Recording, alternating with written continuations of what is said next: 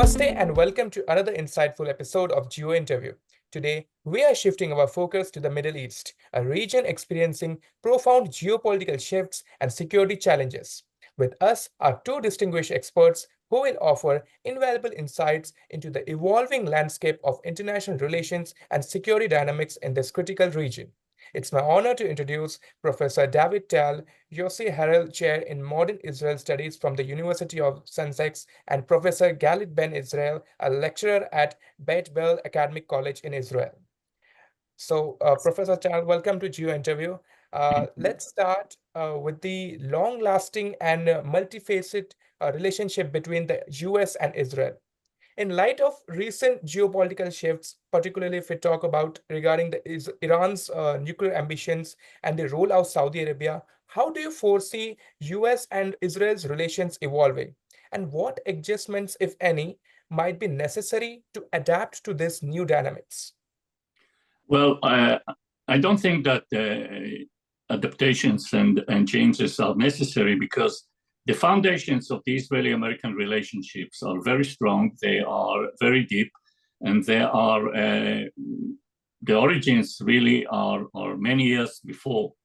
And all the structures, all the institutions, all the mechanism for working together strategically on security issues, on diplomatic issues, all these are already in place. And they are in place, not only in place many years ago, but also in operation. And they were tested many times, and they were tested successfully many times. And even in the last events, we saw cooperation between Israel and the United States. I think that we need to make a distinction between the political aspects of this relationship and the security/strategic relationship. And when I speak about the political relationship, I mean specifically the relationship between the current government of Israel and the administration. The current government of Israel, and primarily the Prime Minister Benjamin Netanyahu, has a very, very long history of hostility and animosity and quarrels with American administrations. He started with that in 1991, and he's quite persistent in being really opposing and fighting and quarreling with almost every administration since then, since 1991, when he was a deputy foreign minister. Now, as a prime minister, he is at the top of the ladder, but he essentially behaves as the same way that he did when he was a deputy foreign minister. American administrations kind of contained and absorbed Netanyahu. They were upset. Many presidents, many secretary of states, many high-ranking officials were very upset with Benjamin Netanyahu throughout the years. But I would say that the relationship as they shaped during the tenure of Netanyahu are the best evidence to the strength of this relationship, because the Americans essentially would not let the personal dimension of the relationship or the political aspects of the relationship to affect what is a very, very profound, strong, and solid relationship. Special relationship between the two countries goes far even before strategic relationships existed. It started with the establishment of the State of Israel. You can go even back before that. The Americans always supported the idea of a Jewish state. They supported the State of Israel when it was established. And what was essentially a relationship that were based on ideals became relationship that wove together also strategic and security relationship. And now we are at the height of this relationship. Idealism on the one hand, and very strong strategic and security relations on the other hand. And as much as Benjamin Netanyahu has the potential to hamper and to damage this relationship, he really does not really succeed, which tells you something about the strength of the relationship. And that means that I would think that everything that goes on today in the Middle East, in the situation of Israel, is very well and very strongly coordinated with the Americans. There are existing channels of communication between the two states. So the changes that are necessary, the adaptations are really in relation to specific and concrete events, but the mechanism is there. So there is no real, I don't think that something dramatic will happen. I don't think that something significant will change. And the continued situation essentially of cooperation, strong cooperation and strong working together, I would assume that this will continue at least as long as the basic foundations of the relationship between Israel and the United States would persist. Thank you, Professor Tal, for that detailed analysis. Now, Dr. Ben-Israel, I'd like to hear your thoughts on the recent events that have drawn parallels between Hamas's October 7 attacks and intelligence oversights seen during the 1973 Yom Kippur War. Could you explain the similarities in this intelligence failures and share how such strategic surprises might be mitigated in the future? Well, I'm honored, but nobody in the world can understand or explain it because it's beyond understanding. It will take years to understand it, and we need years and history and perception, and we need data. But I can tell you that in the first days and the first weeks in Israel, especially, but all over the world, the parallel between what happened with the intelligence, the horrible failure of the intelligence in Yom Kippur War in 1973, October 6, and comparing to what happened with the failure of the intelligence in October 7, 2023, it's unbelievable. You look at it and you say, what is going on? How can it happen the second time? How can it happen?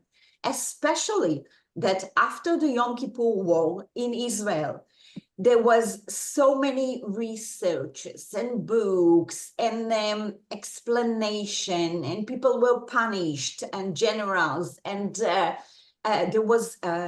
is a special unit in the intelligence. It calls Ipcha Mistabra. It's something in Aramic language, but it was established for exactly these cases, like October 7, like Yom Kippur, especially for these surprises, that when no one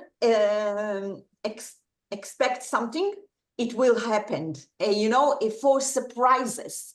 And it didn't work at all. Because again, they were both, again, like in 1973, there was the conception, the conception that the Hamas will not attack.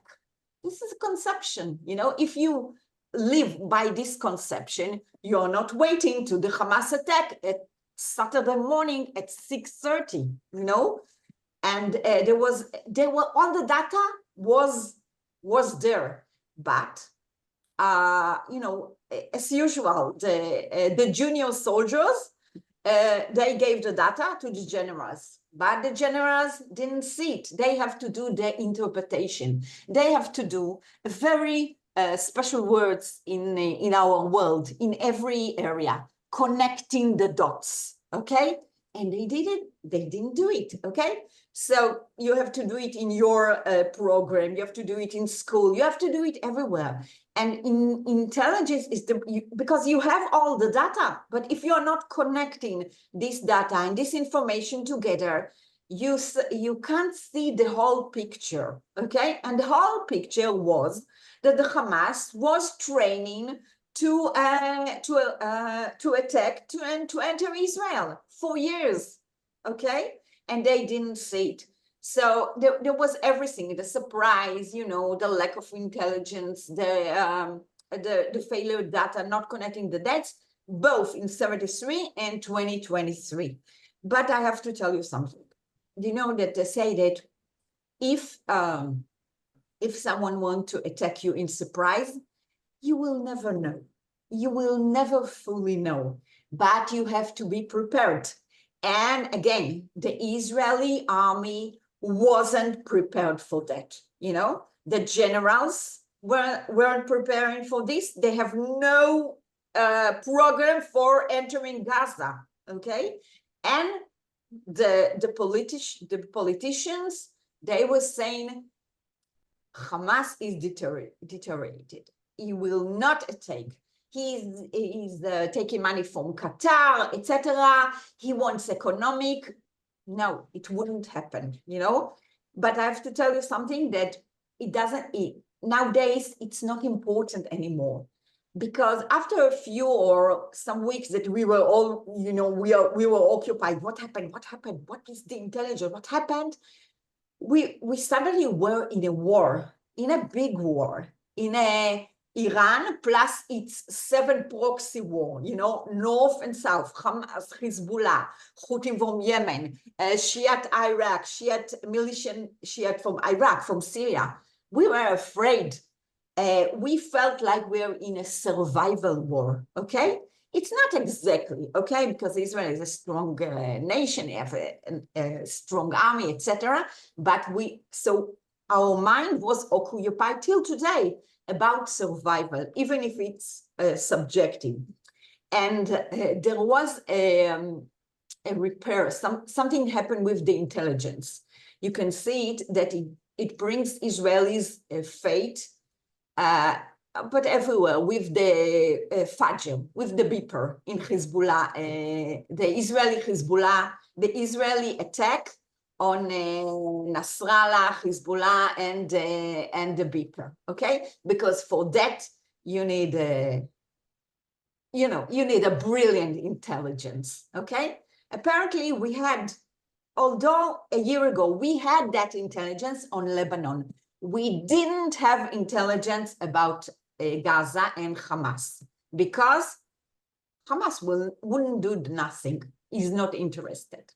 So it's about conception and people. We should enter it to our mind also, I go and I say, oh, my husband is wonderful.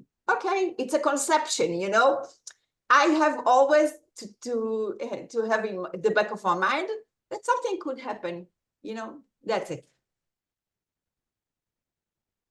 Thank you, Dr. Ben-Israel. I think it's crucial to understand how intelligence processes can evolve to meet the needs of a changing geopolitical landscape. Professor Tal, your research often touches on Israeli identity and the powerful role that cultural narratives play in shaping public opinion. How do you believe these narratives influence Israel's security policies, and what role can educational institutions play in fostering a balanced discourse around identity and national narratives? I think it's the other way around. I don't think that the culture provides security. I think that culture is influenced by the security situation. It interprets the security situation, it responds to that, and it is shaped by it. So I would say the security is the constant and the culture is the variant from that perspective. It's a reaction.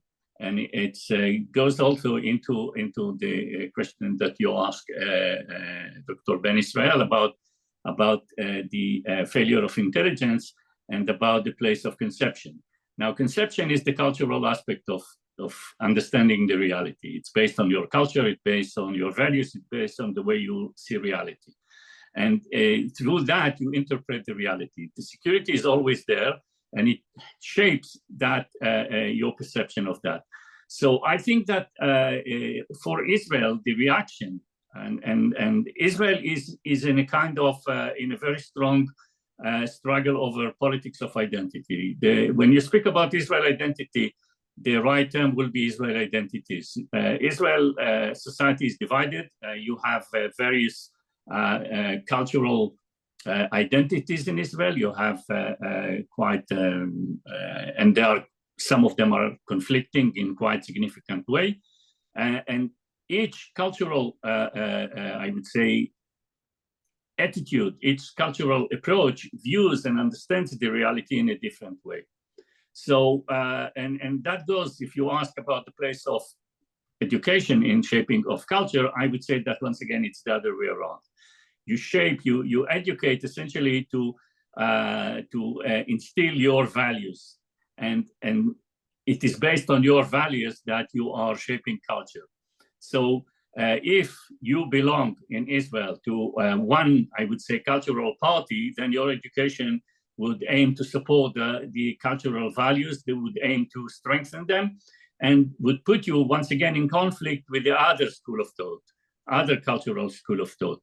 And we can see that in a very, very sharp way in the present conflict, because on several quite acute issues, you could see the divide. You could see how in Israel, Israelis are divided over the question of the meaning of the war, about the question of the aims and the goals of the war, about the question of how to treat the kidnappers, the Israeli hostages, you can see that on various issues that there is one agreement that most of the Israeli society agree over it, and that is that Israel is in a state of war, and Israel should respond to that situation of war. And you can see the mobilization, which is quite significant and quite broad. At the same time, you still can see that parts of the Israeli society refrain from joining that common challenge. That is, the Orthodox Jews, for example, they stick to their cultural values and they refuse to accommodate themselves to the changing circumstances because they view the reality through their cultural values. They educate themselves through their cultural values. So essentially, the link between culture and education is very strong when one is strengthening the other, and helps to a great extent to, I would say, solidify, and if you want to harden positions rather than open it up to find a common ground between the various schools of thought. The right way to go, you would assume, is really to try to find common ground to endorse an inclusive culture. But that is kind of an ideal that you barely find that in real life, and certainly not in today's Israel. Thank you, Professor Tal, and I agree to you what you said, and it's absolutely true.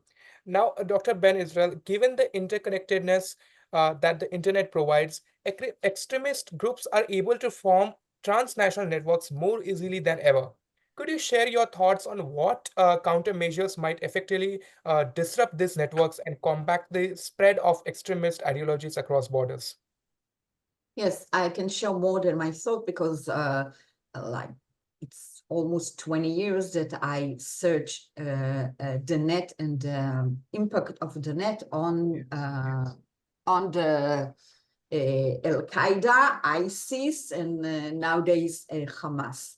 So we have seen a disturbing evolution. Okay, like 20 years ago there was Al-Qaeda, and there were no social media, and they were on the internet, and and they were connecting there.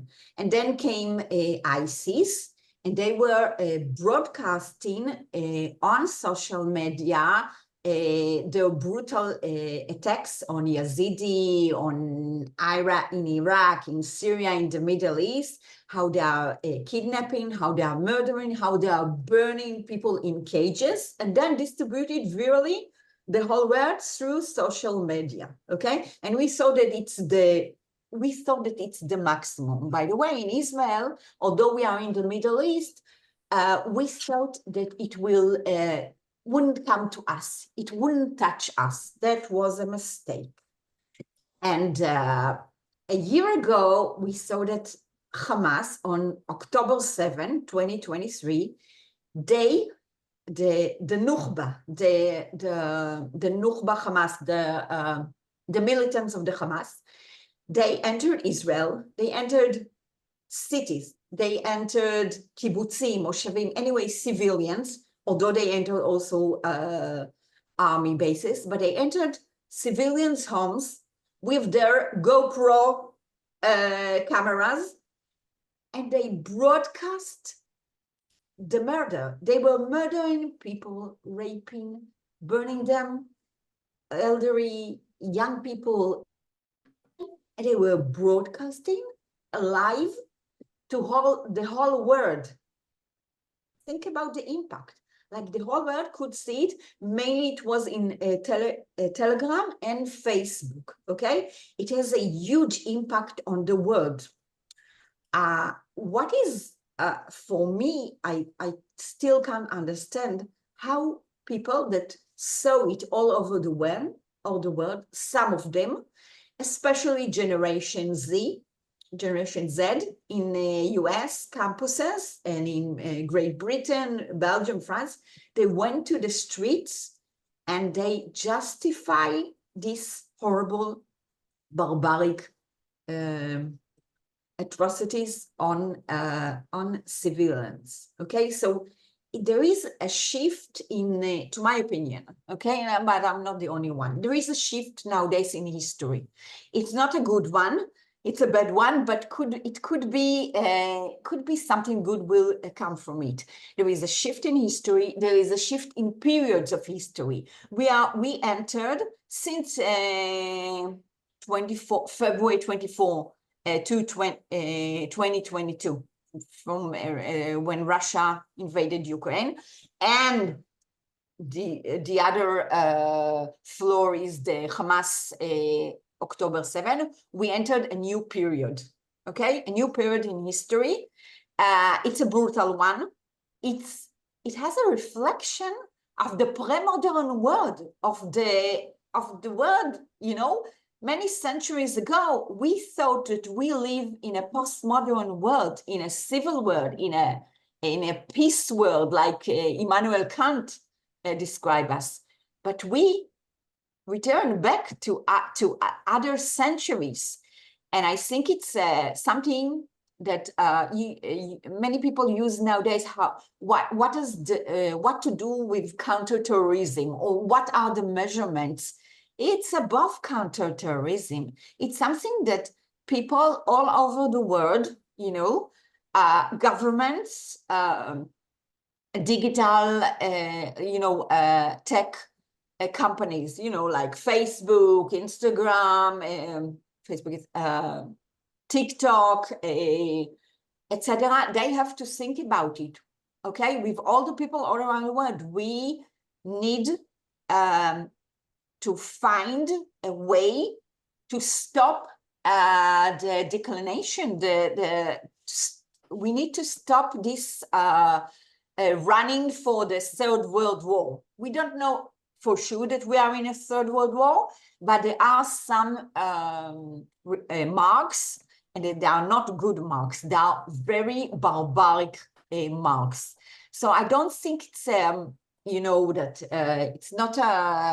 it's not a job for, you know, the security in India or the security in Israel or security in Great Britain. It's something much more bigger, okay? We are in a turning point in history. That's to my opinion. I'm not the only one, and I don't matter if I'm only the only one. I feel the burden of history, and we have to think how we stop this this period, how we change it. Even in David Tal words, we have to think about something that will unite us in the whole world, okay? Something that will connect us, because right now there is much things and governments and, you know, all kind of people that try to do disinformation, you know, and to make us rivals all over the world. Even though I suffered a lot from these Hamas atrocities, I still have some hope that one day we can speak with the Palestinian people, not with Hamas.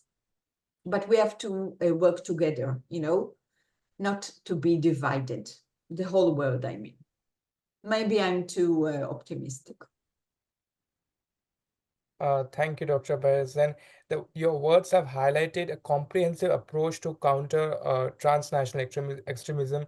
And it's clear that for this, a unified international response is a key. Now, Professor Tal, your extensive research on the 1948 Palestine War has shed light on how historical interpretations of this conflict shape the Israeli and Palestinian perspectives today. So, how do these narratives impact issues of legitimacy and sovereignty, and might concealing these historical views aid in the pursuit of peace? Yeah, I think that the 1948. First, I would be quite careful in trying to apply lessons from history on current situation. The 1948 war has its own unique, distinct features, which are absolutely, many of them do not exist today. what we have, I think, if we can take something from the 1948 war, is a very deep, for Israel, there is a very deep sense of insecurity that Israelis refer to, and going back time and again to that very deep sense of insecurity, despite the fact that in 1948, Israel was a very small state with a very small number of people, with very small means of fighting, while at present Israel is basically a regional superpower, and it is supported by a superpower, which was not the case in 1948. But that sense really of insecurity, which it's a very interesting question to ask, to what extent that sense of security is genuine, and to what extent it is kind of nourished by politicians and by people who like to feel that they are on the defense. It is much more easy for various reasons to feel that you are the weak side, you are the underdog, and hence various actions that you take are justified because of that. But that is a bit of beyond the point. The point is really, I think that what the 1948, the impact of 1948 war is much stronger on the Palestinians than on the Israelis, in the sense that the Israelis raised out of the 1948 war, established the state, and turned that state into, as I said, a regional superpower. And in 1948, and the reaction and the relationship of Israel to the 1948 war is, on the one hand, commemorating and cherishing the sense of victory and success, while mourning the death, of course, and refusing to acknowledge what happened to the other side. There is a complete refusal to acknowledge the results of the 1948 and the impact of the 1948 war on the other side. On the Palestinian side, we can see that the effect of the 1948 war, I would say, is still with us. It's still with us on two major aspects. One, the very deep sense of destitution, that is the very deep sense of hostilities against Israel because of the outcome of the 1948 war, the fact that the Palestinians became basically lost a lot, and they became refugees, and they endorsed that state of refugee as almost as a national symbol. On the other hand, or the other aspect that the Palestinians still nourish and still adhere to, is the state of victimhood. The Palestinians really made, I would say, victimhood a very central element in their narrative of the relationship between them and the Israelis. That sense of it is always the other side who is to be blamed. The Palestinians' part in what happened to them was never discussed. You mentioned the fact that I'm studied the historiography of the 1948 war. Many other Western/Israeli historians did that. You barely can find historiographical discussion that was carried out by Palestinians. And the notion of the part of the Palestinians in what happened to them and in what happens to them until this very day, that part is very hidden, it's barely talked about, and it is really about victimhood and about that sense of inability to deal independently and with all their own power and their own voice on their dire situation. Now, you ask to what extent these conflicting narratives can reconcile in pursuit of peace, and I don't think that they need to. I don't think that they need to be reconciled. First, I would assume, and I'm not sure if everyone will agree with me, but basically peace are made between leaders, not between people. Usually you see that peace is a political, strategic concept, and it is done between leaders, and it is done when leaders exhausted all other means and without success. So at a certain stage, they reach to the conclusion that the main way or the only way to achieve goals is to make peace. Kind of you exhaust all other means until you have no choice, and then you go and pursue peace. So the conflicting narratives, we can see now Israel has peace with Egypt, but the conflicting narratives still exist. And you can take, for an example, the way the Egyptians treat the October 1973 war, where they see it as a huge success. At the same time, Israel also see the October war as a Israeli success and defeat to the Egyptians, but still there is peace between Israel and Egypt. So I don't think that it helps if the narratives are not standing in the way of conflicting people or people in conflict. It helps if people can reach an agreement on the basics, if they are not arguing about the narratives, but I don't think that it is essential for the making of peace. The failure to achieve peace so far is not because of the conflicting narratives. Thank you, Professor. And it would be encouraging to see new diplomatic partnerships that can potentially reshape the region. Dr. Galit Israel, groups like Hamas increasingly use asymmetric warfare techniques that focus on urban civilian areas rather than traditional military targets. What specific counterterrorism measures do you believe could effectively address these type of threats? Okay, as I told you, I'm part of a group of researchers who thinks that a new period of history is coming, and also that we don't use, or we don't use the terms, or we don't believe more in the terms of terror and counterterrorism. Sorry, and also. We look different about the definition of army, war, battlefield, soldier, etc. So about Hamas, for example, Hamas was a terror and a guerrilla organization.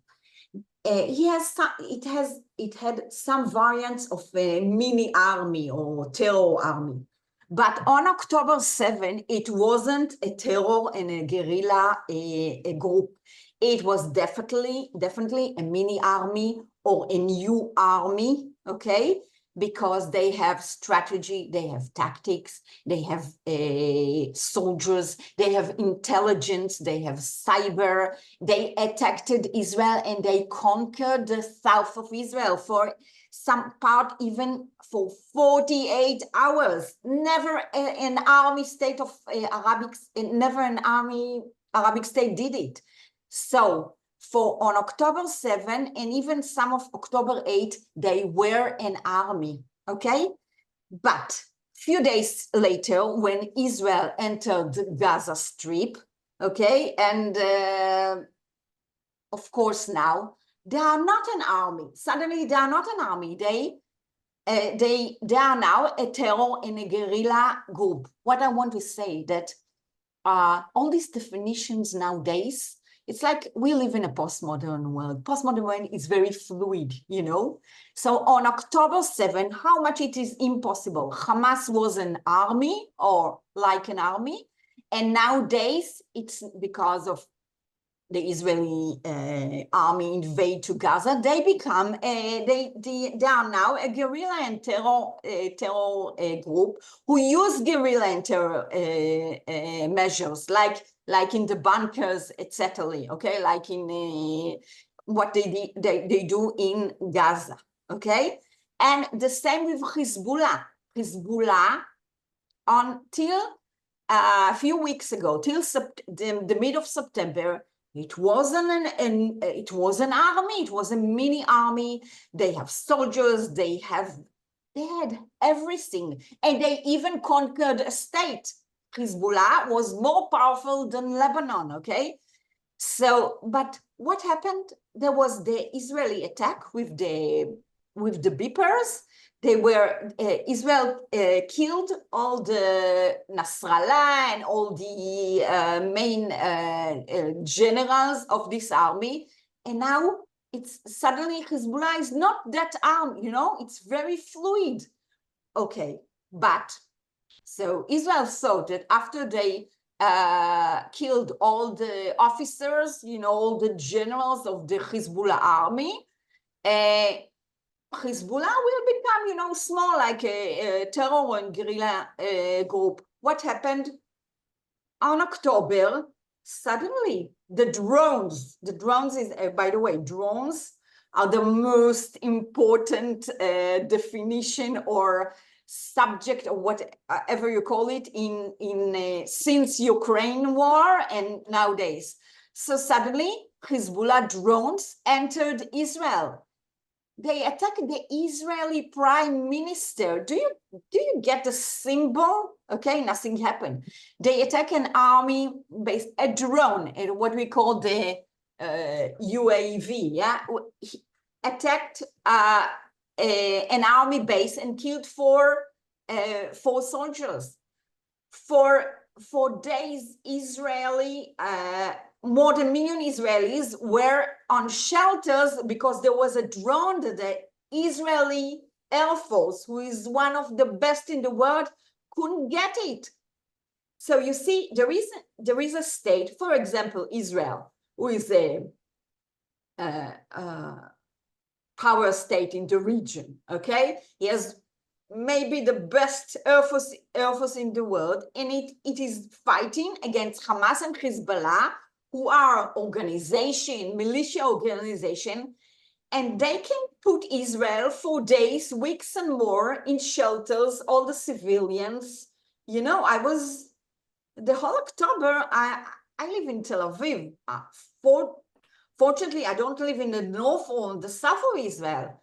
I was a few times in the shelter. I was afraid. I was intimidated, you know, and this is from groups, you know.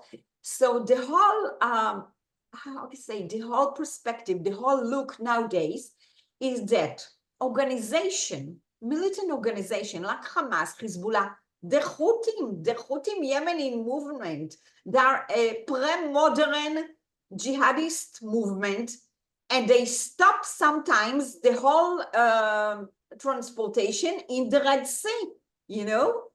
It's unbelievable that there are states, there are power states, superpowers, and there are non-state actors like Hamas, Hezbollah, the Houthim, etc. They are all proxy of Iran. And in some ways, they control the world, okay? And that goes back to what I told you. There is a need of new thinking about all these things, okay? About war, battlefield, army, okay? Because, for example, Israel saw what happened with the Ukraine drones. The Ukraine drones did wonderfully against the big modern Russian army, okay? And still till nowadays, and the Israeli army saw it, and the politicians saw it, and they did nothing. And Hamas and Hezbollah came with the drones 2 years later. So you see that nowadays, young people in the world, look at Ukraine. Ukraine, who operate who operate the drones in Ukraine? Gamers, young boys who are gamers, they operate the drones, okay? Also in Israel, who operate the drones nowadays? Civilians, soldiers, Israelis from all over the world, they have to bring the thought about drones, okay? Because the generals, they are old people, they are modern people. They say, okay, I want to buy F-15, F-16. No, you have to build a system against the Hezbollah drones, you know? And the Hezbollah drones are easy to get, they are cheap, they are very innovative, you know? Do you know that they have drones from paper? You know, it's unbelievable. So that's it. And thank you, Dr. Ben-Israel, and a sincere thank you to all our esteemed panelists, Professor Tal and Dr. Galit Ben-Israel, for today's thought-provoking and insightful discussion, which shed light on the complex geopolitical, cultural, and security landscape of the Middle East.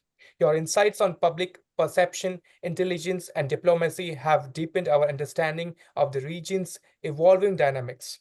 To all our viewers, thank you for joining this episode of Geo Interview. We hope you found it as engaging as we did. Stay tuned for more insightful conversations with global experts. Professor Tal and Dr. Ben-Israel, it was an honor to host you today. Thank you very much. Thank you. Have a good day. Thank you. From the bottom of my heart. Thank you. Thank you. Bye-bye. Bye.